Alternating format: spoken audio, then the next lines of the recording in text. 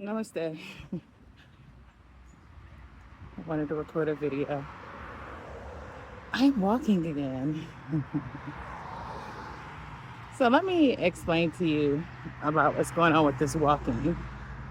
It's my little rosy cheeks. Um, I generally like to walk anyways. Like I'm 6 foot even, and a lot of that height is built into my legs. I have really long, pretty, lovely legs. Um, uh, it was always going to be that way, but there's a couple things that contributed to it. I had a chance to take ballet for a little bit when I lived in Cincinnati, and I tested into the School of Performing Arts. So that kind of set the foundation, but that was kind of snatched from me by a bitter, hateful, abusive guardian at the time, two of them. But the woman spearheaded it. Really had no valid reason to take me out of school, out of that school. But, I'm sure they'll find ways to justify it all day, every day, but it was unjustifiable. And then outside of that, I like to walk. It makes sense to me because we were, created with these things called legs, right? And yeah, I like to walk. It just feels good. Like you can breathe in the fresh air. I prefer to walk in places that look like that. The woods. Right now I'm on a main street, but the woods are right there. Usually I would travel through the woods, but I'm not going to travel through the woods today because it rained earlier, so it's probably a sopping mess, right? I'm incognigrous too. I got on my hood because not only am I tall, but I'm beautiful and I'm very unique looking. And I know I always catch the attention of some people. So sometimes I have to cloak myself, right? And then, with the world we live in, people are so weird. If they see a woman out walking, they might think she's being a prostitute or something. You know how that shit goes. I'm sure there's a woman who may tune into this page who was out walking by herself. May have had somebody approach them as if they were a prostitute, or just had a creepy ass motherfucker come up trying to talk to you. He's gonna try to get it for free. But yeah, I like to walk. And so now I'm walking a little bit more lately because I had purchased a car. It's probably been about 5 years ago or more now. But I had purchased, this is one of the mini cars I purchased. But this car was special to me because this was the last car that I purchased when I claimed my independence from a very unhealthy, toxic,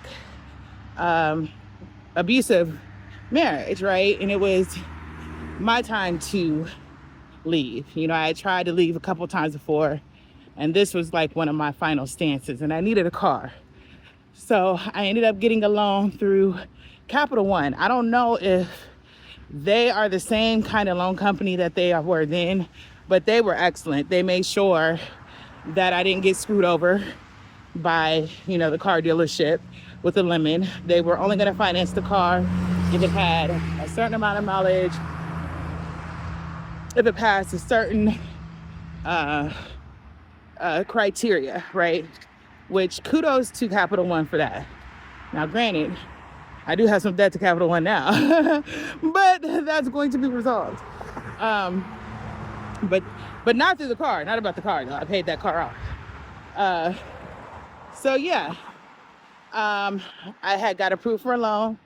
I saw the exact car that I wanted.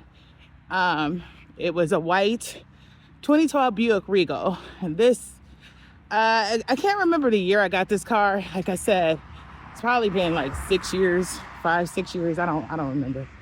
Maybe, I don't know. So anyways, I saw the exact car I wanted. Went to one dealership to get it. Capital One didn't approve it because apparently there was something going on with the car that I wasn't aware of. So they were like, they didn't approve it. Well, there was another car. This all happened in the same day. The exact same car, and this car was even better because it had tinted windows, and I actually wanted tinted windows. And this car was even better, but it was literally the exact same car, but it was better. But it was in PA. It was a little bit further from where I was, right? So at that time, I paid like the ex-husband's cousin to drive up there with me so I could get my car and then, trail me back home. She didn't have to trail me. Well, she didn't have to trail me because I paid her. But she of course, she was going to follow because she lived here. So, I'm really minimizing it. But this was really miraculous how this all happened all in one day. Went to go get the first car. It didn't work out. They were really trying to push me to get like a Ford, I think it was. And it was actually, the Ford was a brand new car. It was the year that we were in. But I didn't want that car, right? I did not want that car. I wanted the car that I wanted. And I got the exact same car that I wanted, but even better, right? And so I made every freaking payment on this car. I went back and forth, right? Mind you, I've always been, I consider myself a single mother, even when I was married. And that's my story, and that's my truth, and that is the truth. Yeah, of course, there were contributions from the father here and there just because he was around. But definitely was a struggle-ass relationship. I mean, if you guys see the bags under my eyes right now, I'm in my early 40s. I'm a very youthful, happy person. I shouldn't even have these bags. But the bags came from some of the CPSD that was increased during this marriage or that marriage. And then once I got out, I developed a drinking. I said develop, but I was drinking. I was drinking. And that. It is what it is. I shouldn't have these bags. And these bags will be going. But until they do go, I'm still beautiful regardless. Because these bags are just proof that I'm a trooper, I'm a rider. I went through hell and back. I've been through things that should have killed me several times, and it didn't happen, right? People, their intentions were to kill me, whether spiritually, mentally, financially. It didn't happen, right? And then the wonderful thing about being a woman is just like the menstrual cycle, right? Every month, we go through this whole beautiful cycle of renewal, of invigorating energy, of creative sexual energy, of all these things. We basically go through the 4 seasons in 1 month. We go through spring, we go through fall, spring, summer, fall, and winter. We die, and then we regenerate. We bleed. Women, we fucking bleed. I know you didn't see that period blood drip down. I know you done felt the motherfucking cramps. A lot of times you feel like you're dying. But then when you make it through that cycle, you regenerate. And then you start again, right? That's the power of a woman. So that's what's happening to me now. A lot of my videos that I don't have public anymore, I've kind of shared some of my stories. And honestly,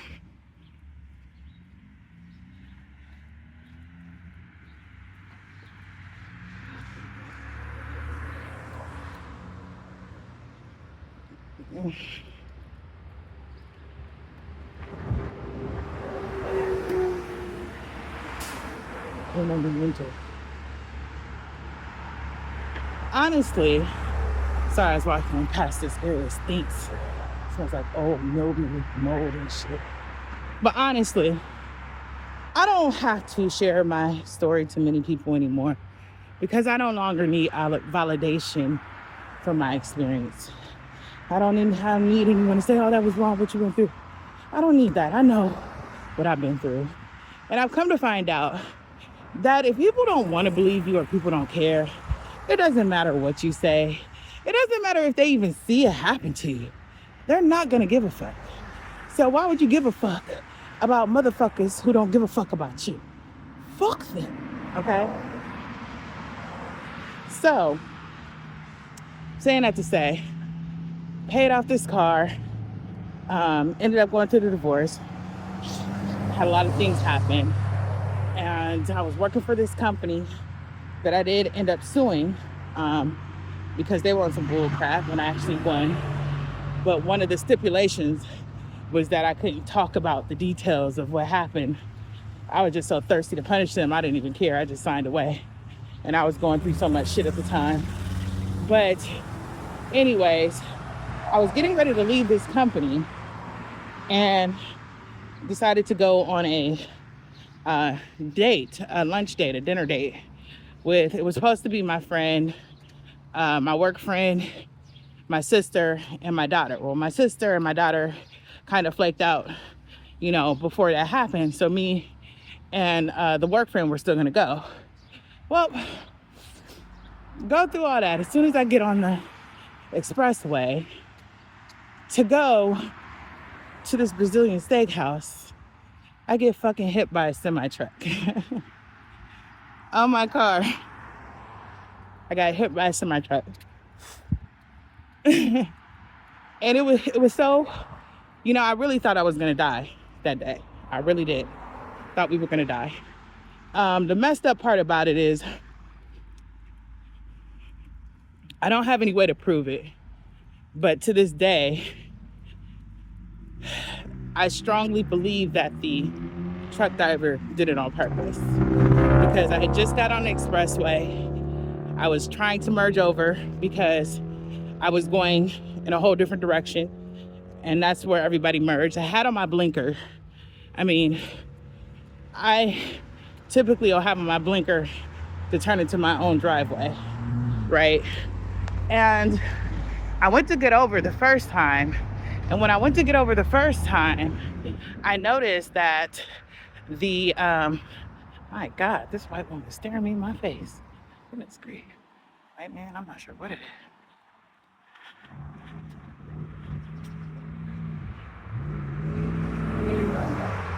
Let me tell.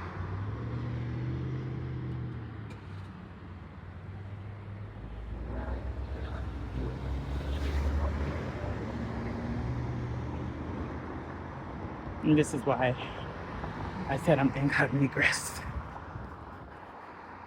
But, you can see my lovely face if you must needs to. So yeah, I had got on, was trying to merge over, and the truck was well behind me. And when I tried to get over, he sped up. And I'm like, what the hell is he doing, right? Why would he speed up? I mean, I know he sees my blinker, he sees me trying to get over. So I was like, okay. And it was I wouldn't say it was like the after work rush. It was like the beginning of the after work rush. So the traffic was condensed. It was very condensed. And so then I hit my brakes and slow down, because I'm like, I know he saw me trying to get over. Why would he speed up? So then I attempted to get over again. Blinker's still on. And this motherfucker sped the fuck up. All my life, y'all. And like, I leave a small percent chance that there may have been a small error on my part. But heaven and the universe knows. And if he didn't do this on purpose, then I will definitely stand down. But no. This motherfucker sped up again. And when he sped up this time, he hit the back of my car. And you could even see it on my car. I don't know if I still have pictures of it. Uno momento. Yes.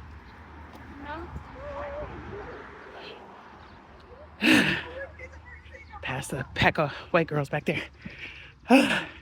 But anyways, they look like they were having a good time, I'm all for everybody having a good time.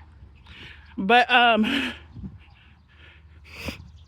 he hit my back bumper, and when he hit it, my car spent to the left in front of him. He basically dragged the car, and somehow, like, all I could do was just brace. I had an out of body experience, brace myself and sit back. It was so much traffic, and I believe in miracles, and I know it was an angel with me that day. I know it was something different dimensional, because somehow I got separated from that, and I got pushed over to the sidewall. Managed not to get hit by any other car, which I don't know how that was possible because it was so condensed. And crazy part, it was a black man. And the crazy part is he was driving truck. At that time, I was working for a major tire company that my job was literally to dispatch tires to truck drivers who had got stranded on the side of the road. So I'm leaving this job, right? And I'm leaving this black man, and I get hit by a black man in a semi truck who did it on purpose. It was really giving the energy like, you're not fucking getting in front of me, bitch. It was just a mess, right? It was really a mess. And so, yeah, I was shooketh. And I didn't drive, I think probably for like 6 months after that. It was bad. And then when I did start driving again, I had to climb in through the passenger seat of my, car. The guy actually lied. He lied. I know I'm not. Like, I'm gracious, so I'm open to say maybe there was some room for error.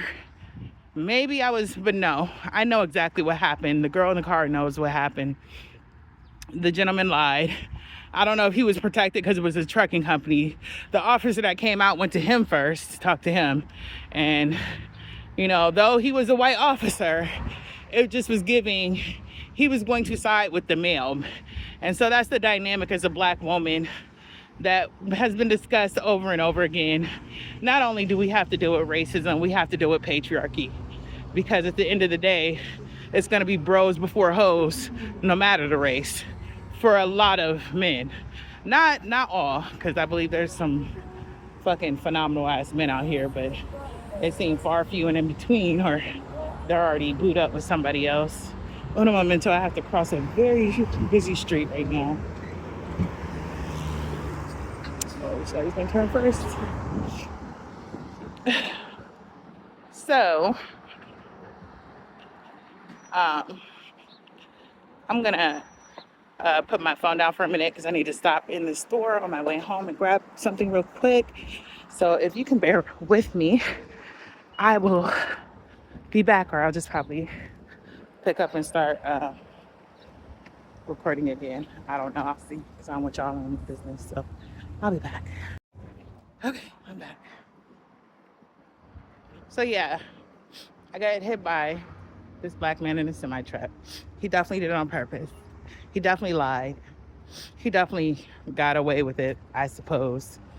It's crazy. He had an ankh hanging off his thing.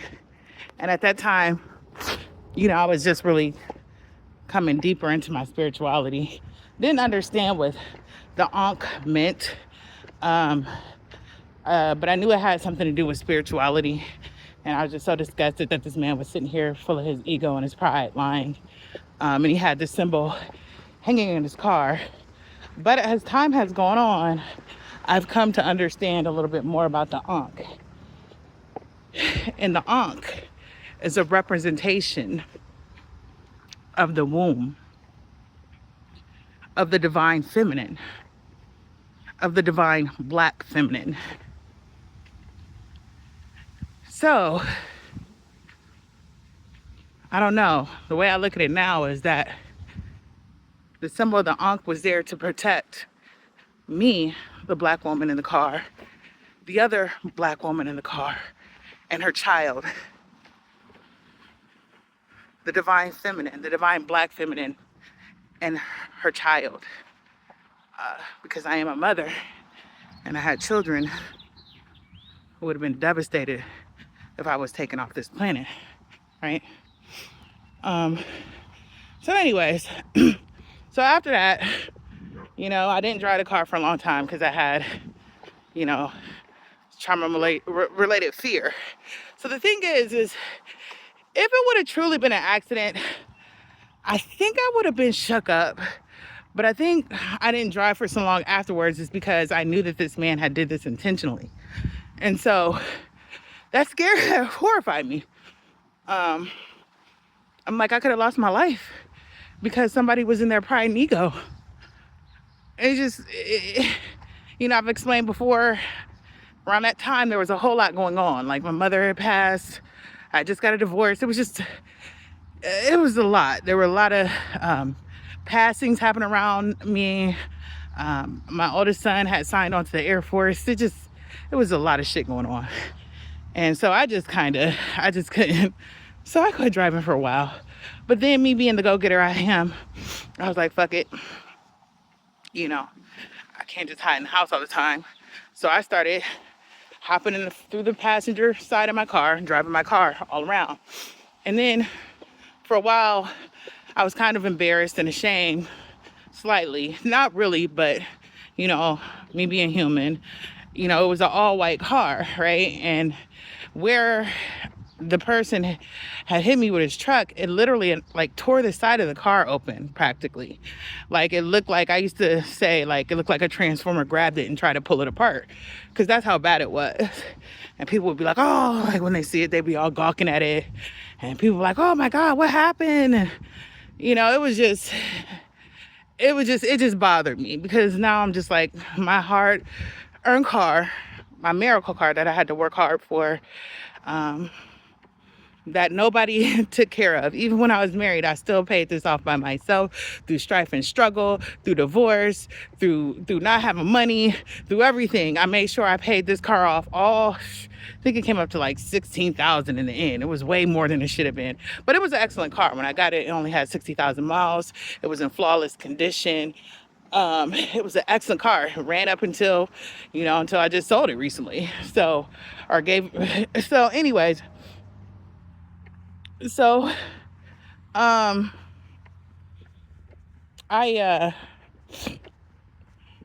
got rid of the car. Not technically sold it. I gifted it to somebody. But I was embarrassed by that. And I used to feel some type of way, like, why did that happen? Like, universe, like, I'm out minding my business, I'm doing what I have to do, I'm overcoming obstacles, everything's on my way, I'm overcoming it, and then this shit happens, and then I'm still going. Now I got people looking at me like I did something wrong because somebody hit my car, right? And then finally, this winter, it started to have problems, like just little minor problems. Like, I needed just really small minor problems, but I couldn't find anyone who would make themselves available to come help me, right? Sometimes I think some of the men in my life try to punish me because I'm a very strong woman, and I tell a man I don't need a man, because I don't need a man. I do want a man. I want a good man, right? But I don't want a man just to have a man who would try to diminish me or make me feel small or talk to me like I'm not shit, or, just, whatever it is, just to have a man in my life, right? I could greatly benefit from a good man, right? But a man is not a need. Like, I wouldn't die if I didn't have a man, right?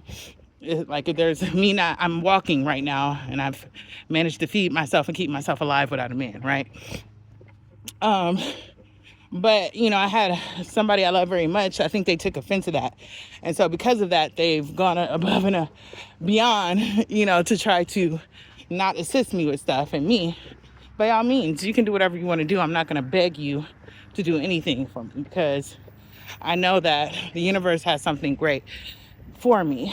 I'm come to understand that sometimes when things happen that I don't like and I don't understand, I just have to be still, because there's a greater design to it, even though it seems really fucking unjust and unfair when it's happening. But yeah. So anyway, I couldn't get anyone to come do the minor things on the car. And so I just quit driving it. And my daughter lives really close to me, so me and her, we're just using her car, kind of like a barter situation. If I help her with the kids, I'm taking the kids to school, you know. If I needed it for anything, yeah, the way that families are supposed to support and assist each other in times of need. Not supposed to, but, and not, let's say not families, I mean, but generally you would think, you know. But, But anyways, I just recently got rid of the car, and it was actually very sad when I got rid of it. I was happy to get rid of it, but it was very sad. I thank the car for the protection it offered during that incident. I thank the car for, you know, being such a great car and helping me to be able to go to the store to get my kids groceries, get household supplies, to go to work, you know, when I was driving back and forth to work. But I had to let it go. But I did cry, right? Because yeah, I mean, it was fucked up. I mean, and the car ran good when I sold it, right? It was really a good car. It had the body damage, but I believe that whoever bought it, they were into auto, or the person I gifted it to, they were into auto stuff. So, excuse me, they'll be able to fix it up. They already had like big plans for it, right? Because it was a really good car. But I wanted to let it go because it was kind of like me ending that chapter and cycle in my life. Like, yes, that car meant a lot for me. I should be very proud of what I had to do to get it, what I had to do to pay it off, in spite of everything that was happening around me and surviving the car accident and all that stuff. But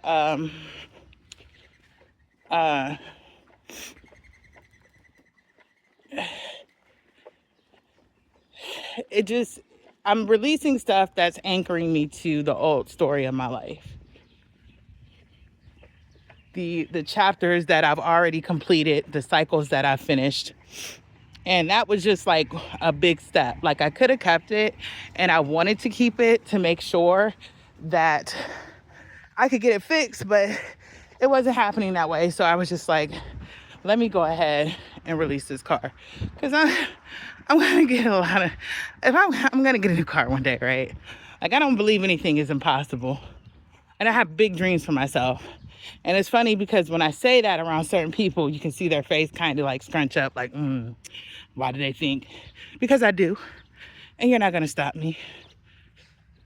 Till the day I leave, I'm going to believe I'm worthy of the best, and I'm going to have the best, right? Whether you think I deserve it or not. Whether you think I'm worthy of it or not.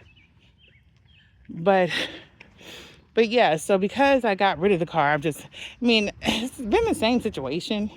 My daughter did get a new job. She was working from home, so she works somewhere else. So now she's not home as often. So I basically do get out, and I do like walk a lot more, right? Which is good because it's helping me tone up in certain areas that I've been wanting to tone up in. And I wanted to go to the gym to do it, but I actually like walking better. I have like a lot of energy, and I need to walk that shit out. But it's just crazy how people kind of look at you when you're out walking like you're doing something wrong. And then we wonder why a lot of Americans are obese and depressed and unhappy. When you see somebody walking, you feel like there's something wrong. Like, you feel bad for them. That's weird. But that's just something I wanted to touch on. I don't know if I'm going to post this video or not because my thoughts weren't as organized because I was walking. But yeah, I like walking. You should walk too. Ashe.